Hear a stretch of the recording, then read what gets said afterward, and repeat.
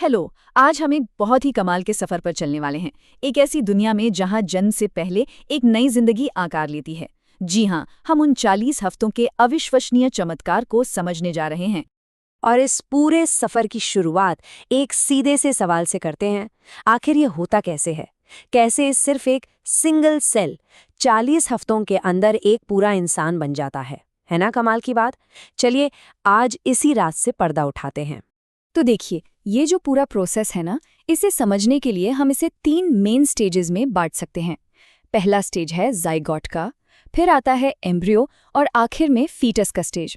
एक एक करके इन तीनों को समझते हैं। तो चलिए सबसे पहले पड़ाव से शुरू करते हैं, जाइगोट स्टेज। ये वो पल है जहां से कहानी की बिल्कुल शुरुआत होती है, एकदम कंसेप्शन के मोमेंट से। तो ये जाइगोट है क्या चीज? ये वो सबसे पहला अकेला सेल है जो तब बनता है जब एक स्पर्म एक ओवम को फर्टिलाइज करता है, और इसमें हमारे पूरे 46 क्रोमोसोम्स का कंप्लीट सेट होता है।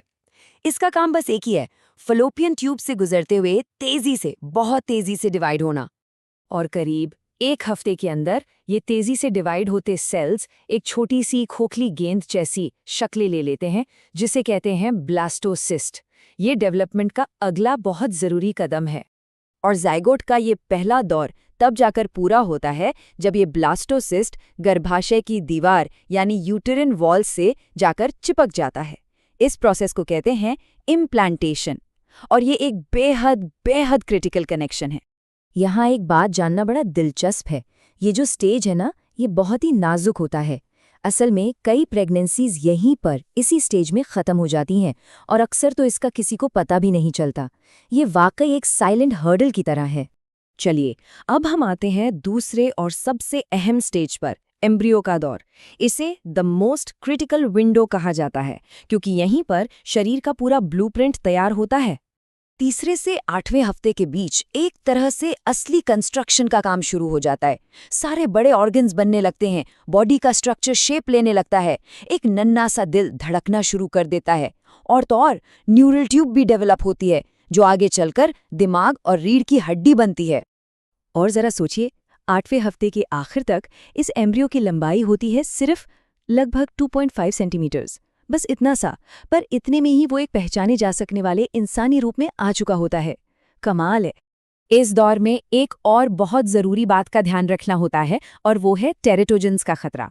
ये कुछ बाहरी एजेंट्स होते हैं, जैसे कोई खास दवा, इन्फेक्शन या रेडिएशन, जो बर्थ डिफेक्ट्स पैदा कर सकते हैं। क्योंकि इस नाजुक समय में सब कुछ बन ही रहा होता है, एम्ब्रायो इन खतरों के लिए बहुत ज्यादा सेंसिटिव होता है। ठीक है, तो अब आगे बढ़ते हैं आखिरी और सबसे लंबे स्टेज पर, फीटस का दौर। यहाँ पर फोकस बनाने से हटकर बढ़ाने और बेहतर करने पर आ जाता है, यानी ग्रोथ और रिफाइनमेंट। इस लंबे दौर में कई बड़े माइलस्टोन्स आते हैं, जैसे 5वें महीने के आसपास माँ को बच्चे की पहली हलचल महसूस होती है, जिसे क्विकनिंग कहते हैं। 7वें महीने तक स्किन पर लैन्यूगो और वर्निक्स जैसी प्रोटेक्टिव लेयर्स आ जाती हैं, और आखिरी के महीनों में दिमाग बहुत तेजी से डेवलप होता है और फेफड़े बाहर की दुनिया में सांस लेने के लिए तैयार होते हैं। लेकिन ये पूरी कहानी सिर्फ जीन्स और बायोलॉजी की नहीं है। अब हम एक और गहरी बात समझने की कोशिश करेंगे। हमारे विकास में आसपास के माहौल यानी एनवायरनमेंट का क्या रोल है? इसे समझने का एक बहुत ही आसान तरीका है। सोचिए कि जेनेटिक्स जो है वो हमारे शरीर का ब्लूप्रिंट है, एक नक्शा, और जो एनवायरनमेंट है वो उस बिल्डर के लिए इंस्ट्रक्शंस हैं जो उस नक्शे पर काम कर रहा है। एक के बिना दूसरा अधूरा है। और यहीं पर एंट्री होती है एक जबरदस्त कॉन्सेप्ट की, एपिजेनेटिक्स। ये एक तरह के केमिकल टैग्स होते हैं जो हमारे जीन्स को बताते हैं कि उन्हें कब ऑन होना है और कब ऑफ।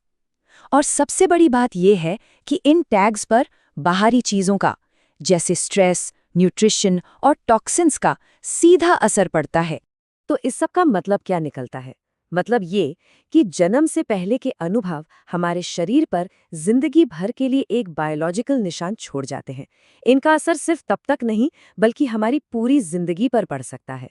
इसे हम कुछ इस तरह कह सकते हैं कि भविष्य में हमारी फिजिकल, कॉग्निटिव और इमोशनल हेल्थ कैसी होगी, उसकी पूरी की पूरी नींव इन्हीं 40 हफ्तों में रखी जाती है। ये किसी भी इंसान की जिंदगी का आधार हैं। तो आज की इस चर्चा को हम यहीं एक गहरे सवाल के साथ खत्म करते हैं। अगर हमारी कहानी हमारे पैदा होने से भी पहले शुरू हो जाती है, तो इसका हमारे भविष्य के लिए आखिर क्या मतलब है? इस पर सोचिएगा जरूर।